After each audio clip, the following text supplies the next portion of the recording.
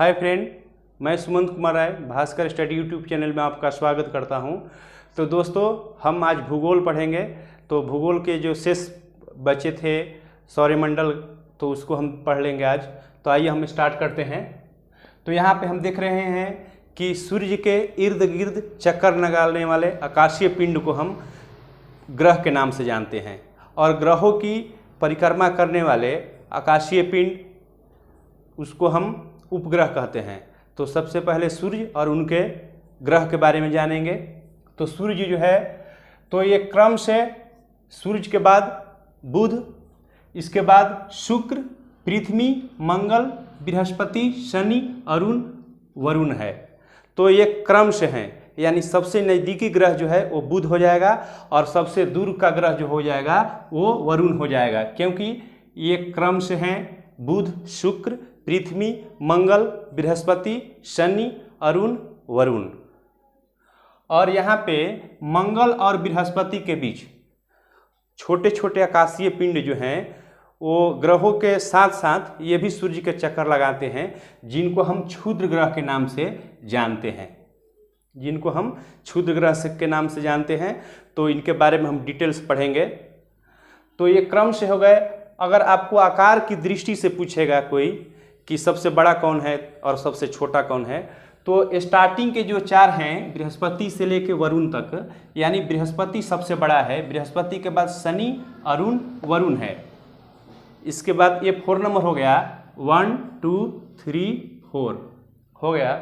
इसके बाद 5 आता है, तो 5 पृथ्वी, याद रखने के लिए थोड़ा सा ट्रिक लगा सकते हैं। 5 पृथ्वी, 6 शुक्र, और 7 मंगल, और 8 यहाँ पे बुध हो जाएगा। यानी कि सबसे छोटा जो है वो बुध होगा, और सबसे बड़ा जो है वो बृहस्पति होगा। समझ गए। और एक क्वेश्चन पूछता है घनत्व के अनुसार। तो घनत्व के अनुसार जब यहाँ देखेंगे तो घनत्व सबसे अधिक होता है, वो होता है शुक्र का। याद रखिए, ये घनत्व सबसे अधिक, सबसे D+ होता है, यानी डेंसिटी सबसे अधिक होता है D+, डेंसिटी प्लस होता है। और सबसे कम जो होता है D-, यानी कि शनि का होता है, जिसको हम सैटर्न के नाम से भी जानते हैं।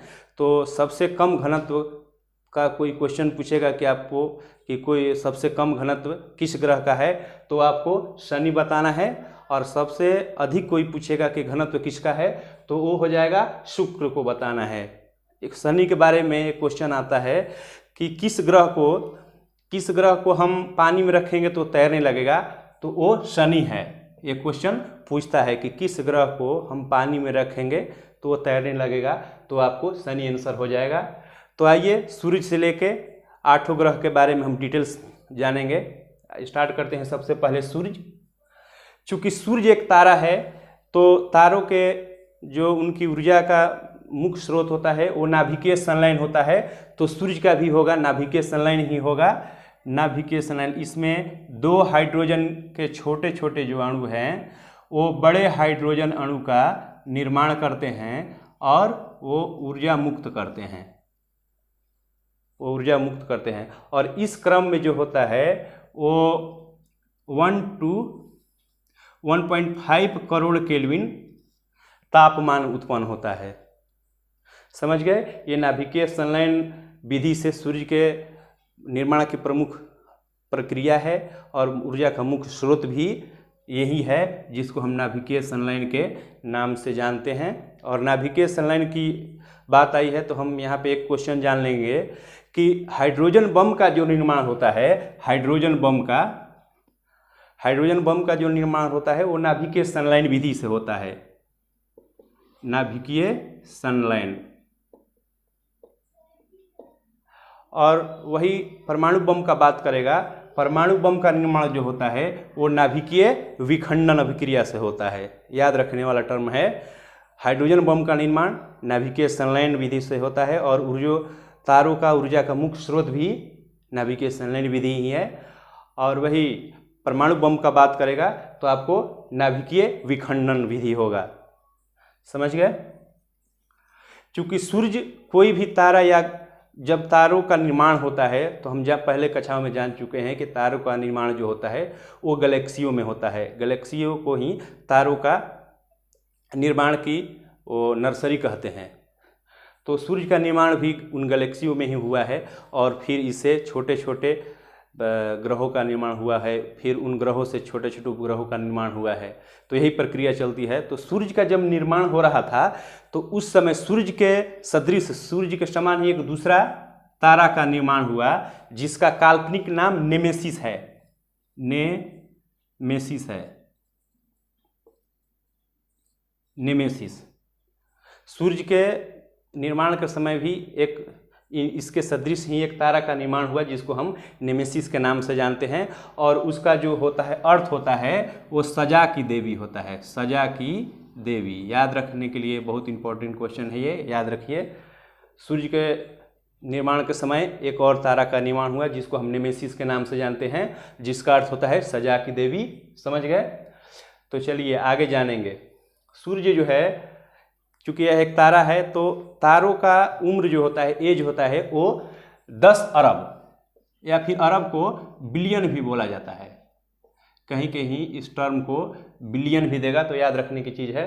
तो तारों का उम्र जो होता है नेचुरली, प्राकृतिक तौर पे तारों का जो उम्र होता है वो 10 वर्ष होता है, 10 अरब वर्ष होता है। और वही सूर्य का उम्र जो है वो 5 अरब वर्ष होता है। और तारों का जो रंग होता है, तारों का कलर जो होता है उसके तापमान पर निर्भर करता है। तारों का रंग जो है उनके तापमान पर निर्भर करता है। यदि जब तारों का रंग नीला हमको दिखाई देता है, तारा जब हमको नीला दिखाई देता है तो उसका तापमान सर्वाधिक होता है और वो प्रौढ़ अवस्था में होता है। और वही जो लाल हमको दिखाई देता है तारों का रंग, तो वो अपना मृत्यु की स्थिति प्राप्त करने की स्थिति में होता है। बाद में उसको सुपरनोवा विस्फोट में इसको मृत्यु हो जाती है। तो लाल जब कलर है उसका तापमान बहुत कम होता है, अत्यंत कम होता है, वो मरण स्थिति में होता है। वही सुपरनोवा विस्फोट होकर लाल रक्तदानों में परिवर्तित हो जाता है। समझ गए? सूर्य भी जिस तरह ये ग्रह, हमारी ग्रह जो हैं सूर्य की चक्कर लगाते हैं, सेम उसी प्रकार ये जो हैं सूर्य भी हमारी आकाश गंगा का चक्कर लगा रहे होते हैं। और उनकी चक्कर लगाने की जो स्पीड होती है 250 किलोमीटर प्रति सेकेंड होता है। और उनमें जो टाइम ऑफ पीरियड होता है, जितना टाइम लगता है वो 22.5 से 25 करोड़ वर्ष लगता है। और उस वर्ष को हम किस नाम से जानते हैं? Cosmos year.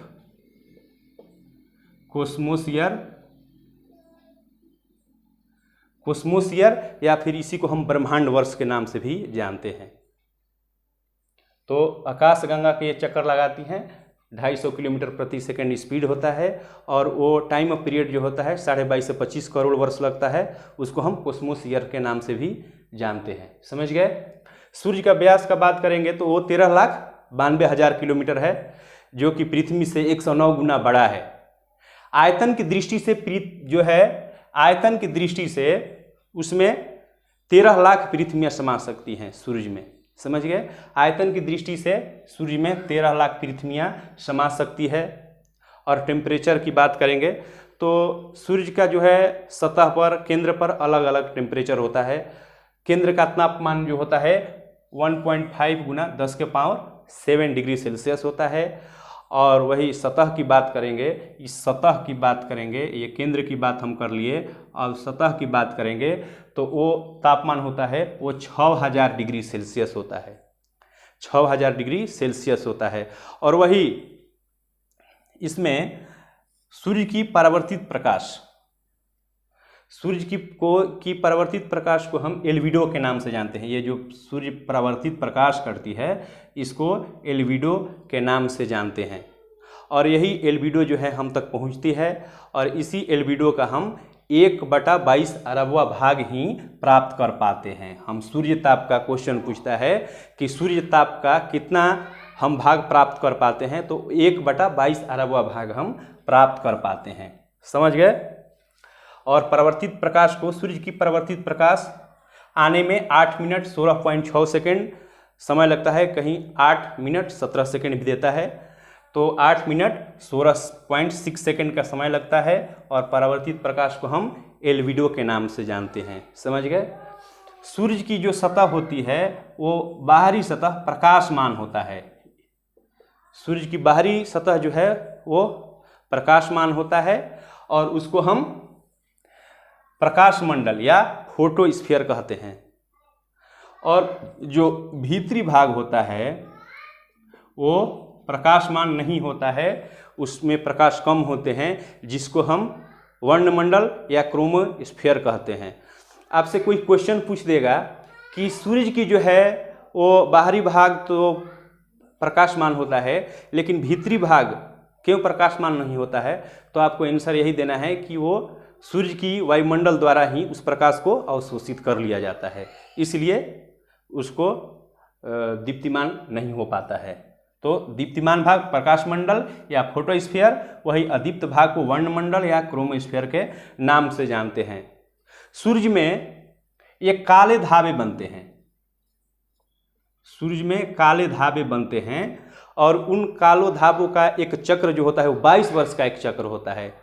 पहले 11 वर्ष में वो बढ़ते हैं, पहले 11 वर्ष में वो बढ़ते हैं, जिस समय हमारी रेडियो टेलीविज़न जो है वो सिग्नल प्राप्त करने में अक्षम हो जाती है और उस समय थोड़ा सा उसमें परिवर्तन हो जाता है, प्रॉब्लम आता है, उसमें साउंड आता है। और लास्ट के 11 वर्ष में वो घटना स्टार्ट करते हैं, उस समय हमारी रेडियो और टेलीविज़न में कोई किसी तरह का प्रॉब्लम नहीं आता है। समझ गए। यहाँ पे क्रीट या कोरोना की बात करेंगे तो सूर्य ग्रहण के समय दिखाई देने वाला भाग को हम क्रीट या कोरोना कहते हैं। यह जो है एक्सरे उत्पन्न करता है। कौन सा रे? एक्सरे उत्पन्न करता है और इसका टेम्परेचर बहुत होता है, कितना 27,000 डिग्री सेल्सियस इसका टेम्परेचर होता है, जिसके कारण सूर्य ग्रहण के समय ये हिदायतें दी जाती हैं। न्यूज़ चैनलों में बहुत सारी हिदायतें दी जाती हैं, इसको नंगी आंखों से मत देखिए ऐसा, क्योंकि उसका टेम्परेचर बहुत होता है जो कि 27,000 डिग्री सेल्सियस होता है और ये एक्सरे उत्पन्न करती है, एक्स किरणें उत्पन्न करती हैं। समझ गए। और सूर्य को जो है अध्ययन करने के लिए नासा का एक अंतरिक्ष अनुसंधान 1958 में जो है इसको मंजूरी मिली थी। पार्कर सौर प्रोब नाम था उसका, पार्कर सौर प्रोब उसका नाम था, जो कि सूर्य के एकदम नज़दीक जाकर इसको अनुसंधान करने की इसकी मंजूरी मिली थी। याद रखने वाला चीज़ है, इम्पोर्टेंट क्वेश्चन है ये, इसलिए याद रखिए इसको। पार्कर सौर प्रोब 1958 में नासा द्वारा परीक्षित अनुसंधान। और ऑरोरा, कभी हम दिन में और रात में भी और नहीं तो दिन में भी हम कभी कभी आकाश में देखेंगे कि नीले, हरे और लाल कलर जो है वो हमको महसूस होते हैं, वो हमको दिखाई देते हैं, जिसको हम ऑरोरा के नाम से जानते हैं। ऑरोरा के नाम से जानते हैं। ऑरोरा का जो निर्माण होता है वो मुख्य रूप से इलेक्ट्रॉन और प्लाज्मा की तरंगे होती हैं। इलेक्ट्रॉन और प्लाज्मा की तरंगे जो हैं आपस में मिलके वो इस कलर का, इस रंग का निर्माण करती हैं, जिसको हम ऑरोरा के नाम से जानते हैं। और यही जब ऑरोरा उत्तरी अक्षांश पर दिखाई देती है तो उसको हम ऑरोरा बोरियलिस, और वही दक्षिणी अक्षांश पे जब दिखाई देती है तो ऑरोरा ऑस्ट्रेलिस के नाम से हम उसको जानते हैं। तो दोस्तों बारी बारी से एक एक ग्रह के बारे में जानेंगे। तो बुध से स्टार्ट करेंगे। बुध जिसका इंग्लिश नाम मरकरी है, जिसको मरकरी के नाम से हम जानते हैं, इसको सूर्य को एक चक्कर लगाने में 88 दिन का समय लगता है। ये सबसे छोटा है, सबसे हल्का है और इसका विशिष्ट गुण जो है वो चुंबकत्व है। यहाँ पे मैग्नेटिज्म जो है, मैग्नेटिज्म अवेलेबल है। ये सर्वाधिक तीव्र गति कक्षीय वाला ग्रह है और जो होता है यहाँ पे सर्वाधिक तापांतर होता है। तापांतर कहने का मतलब है कि यहाँ पे डे टाइम का तापांतर जो होता है, ताप जो होता है वो 427 डिग्री सेल्सियस होता है। वही नाइट की बात करेंगे तो वो -173 डिग्री सेल्सियस तक गिर जाता है। यानी यहाँ पे सर्वाधिक तापांतर होता है जो कि 600 डिग्री सेल्सियस होता है। सर्वाधिक तापांतर 6 डिग्री सेल्सियस होता है। और यहाँ पे नासा का एक मानव रहित अंतरिक्ष यान 2004 में गया था नासा द्वारा। 2004 में मैसेंजर इसका नाम था और वह बुध की जो है सतह से टकरा कर नष्ट हो गया था। ये चंद्रमा तुल्य उपग्रह होता है। ये अगर आपसे कोई क्वेश्चन पूछेगा कि चंद्रमा तुल्य उपग्रह कौन है तो वो बुध ही होगा। इसके बाद शुक्र जो है इसका इंग्लिश वर्जन, इंग्लिश नाम जो है वीनस है। यह प्यार की देवी और सौंदर्य की देवी रोमन देवी को, जिसको हम वीनस के नाम से जानते हैं, उसी के नाम पे इसका नाम वीनस पड़ा है शुक्र को। ये पृथ्वी का सबसे निकटतम ग्रह, इसको पृथ्वी का भगिनी ग्रह कहा जाता है। और सांझ का तारा या फिर भोर का तारा इसी का नाम है। ये सर्वाधिक चमकीला ग्रह है और ये सबसे गर्म ग्रह है। गर्म ग्रह इसलिए है क्योंकि यहाँ पे कार्बन डाइऑक्साइड की मात्रा जो है वो 96% है। इसके बाद शुक्र जो है ये जो चक्कर लगाती है यह पूरब से पश्चिम लगाती है। अन्य ग्रहों की अपेक्षा ये उल्टा चक्कर लगाता है, जिसमें 2 ग्रह है, एक शुक्र और एक अरुण, जिनकी जो है सूर्य की परिक्रमा करने की जो दिशा है वो उल्टा दिशा है। ये पूरब से पश्चिम ये चक्कर लगाती हैं। समझ गए। इसके बाद पृथ्वी की बात आती है। पृथ्वी को हम नीला ग्रह के नाम से भी जानते हैं।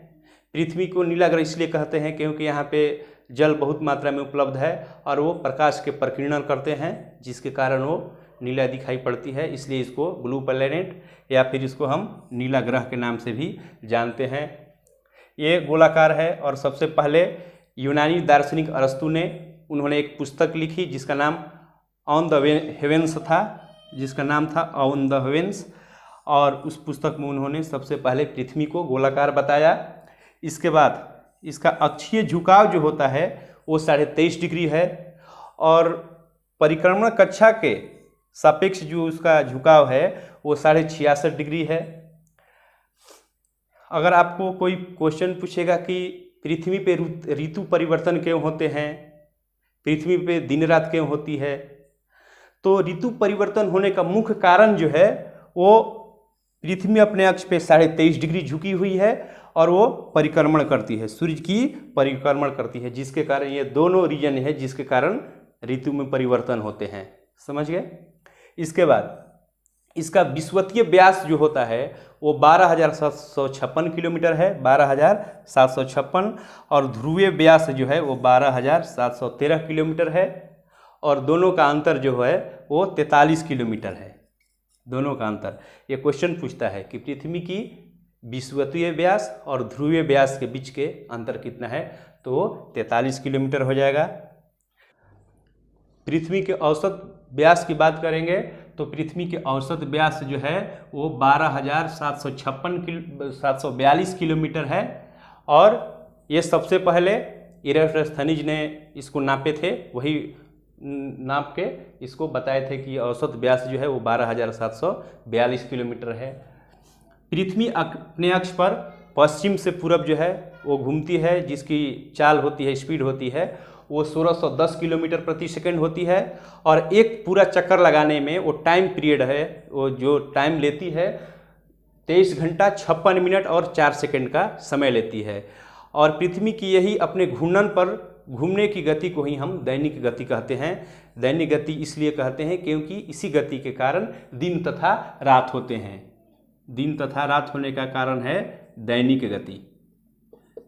समझ गए। इसके बाद सूर्य के चारों तरफ भी पश्चिम से पूरब चक्कर लगाती है 30 किलोमीटर प्रति सेकंड की स्पीड से, और वो चक्कर लगाने में पूरा दिन जो लगता है वो 365 दिन और 6 घंटे का समय लगता है। 365 दिन 6 घंटा, यही 6 घंटा जो है वो 4 वर्ष में एक दिन हो जाता है, यानी 24 घंटे का हो जाता है। तो हर 4th ईयर्स जो होता है वो लीप वर्ष होता है, उसमें वर्ष जो होता है 365 प्लस 1 366 दिन का हो जाता है। समझ गए। क्योंकि 365 दिन का साल होता है नॉर्मली, और प्रत्येक 4 साल में ये 6 4 बार कीजिएगा तो 6 चौक 24 यानी 24 घंटा। तो लास्ट 4 ईयर्स में, एवरी 4th ईयर्स में वो ये 24 घंटा जुड़ जाता है, जिसके कारण 366 दिन का वर्ष हो जाता है और उसको हम लीप वर्ष कहते हैं। और 365 दिन का जो वर्ष हम काउंट करते हैं उसको सामान्य वर्ष कहते हैं। समझ गए। इसके बाद औसत दूरी, पृथ्वी और जो है सूर्य की औसत दूरी 14.96 करोड़ किलोमीटर होता है और इसको हम खगोलीय दूरी के भी नाम से जानते हैं। इसको खगोलीय दूरी,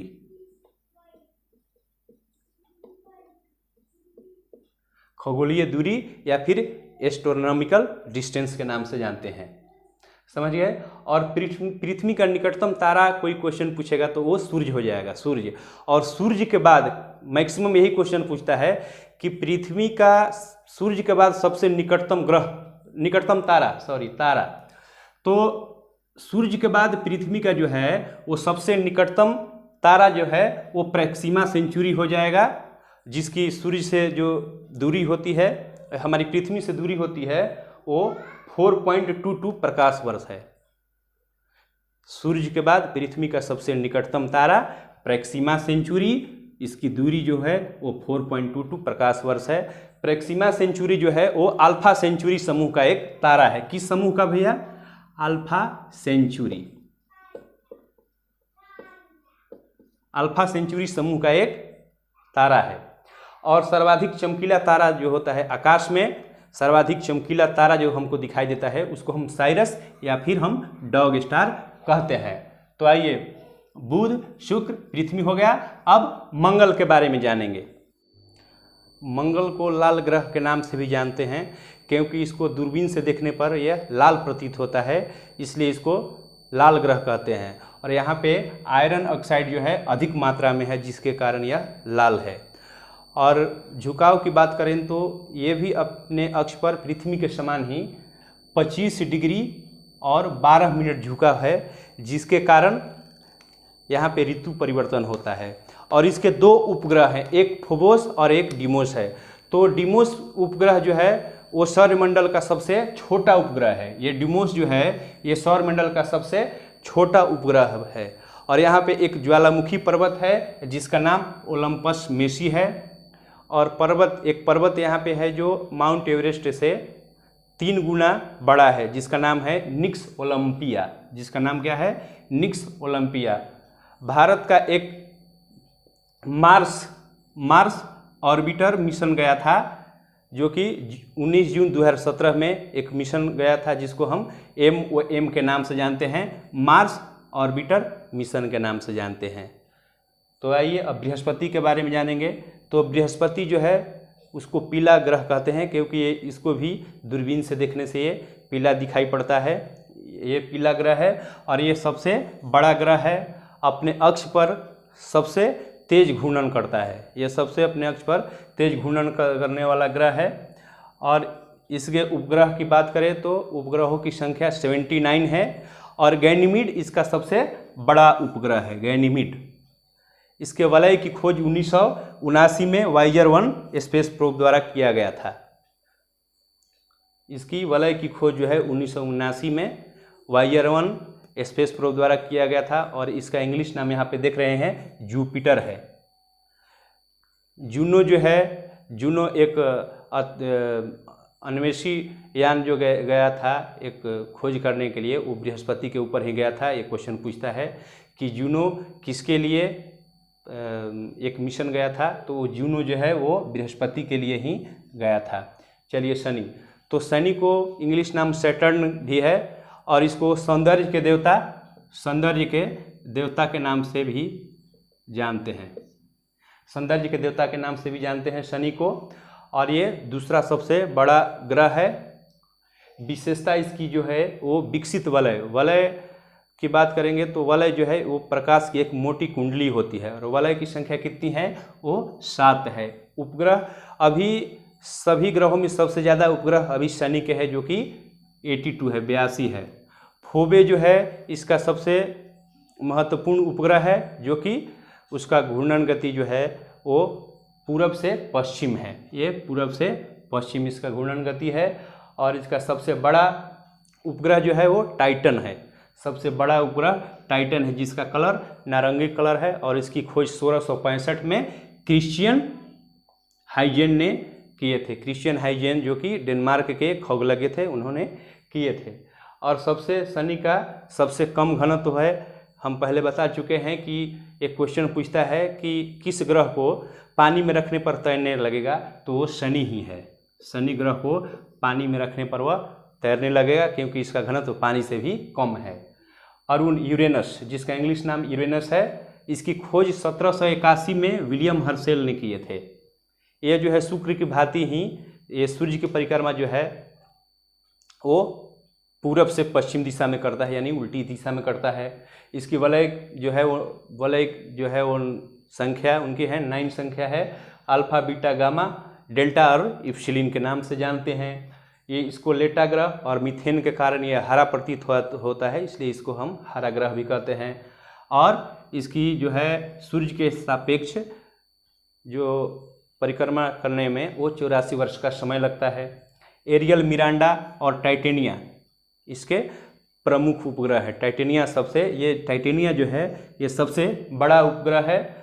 और एरियल, मिरांडा ये बहुत बार क्वेश्चन पूछ दिया है कि यूरेनस के जो कौन से उपग्रह हैं, एरियल, मिरांडा। क्वेश्चन ऐसे ही पूछता है कि एरियल और मिरांडा किसके उपग्रह है, तो ऑप्शन दे देगा, तो आपको अरुण को मारना है, टिक करना है, ठीक है। वरुण, नेपच्यून, इंग्लिश नाम नेपच्यून है, ये सबसे दूर स्थित ग्रह है और ये सबसे ठंडा ग्रह है। और इसकी खोज 1846 में जर्मन के खगोलज्ञ जॉन गैले ने किए थे। ट्राइटन इसके प्रमुख उपग्रह है। टाइटन जो है शनि का है, लेकिन ट्राइटन जो है वो वरुण का है, याद रखिएगा। ट्राइटन प्रमुख उपग्रह है, सौरमंडल का सबसे ठंडा ग्रह है और इसको जो है सूर्य के सापेक्ष परिक्रमा करने में कितने सबसे अधिक 164 वर्ष लगता है। क्वेश्चन अगर पूछेगा कि सबसे अधिक जो है किसका सूर्य के परिक्रमा करने में सबसे अधिक समय कौन लेता है, तो आपको वरुण हो जाएगा। और सबसे कम पूछेगा तो बुध हो जाएगा। क्यों? क्योंकि बुध 88 दिन का ही समय लेता है सूर्य के परिक्रमा करने में। तो आई होप ये वीडियो आपको अच्छा लगेगा। अगर अच्छा लगे तो अपने दोस्तों के साथ शेयर कीजिए और सब्सक्राइब कीजिए, बेल आइकन को दबाइए। थैंक यू दोस्त, जय हिंद।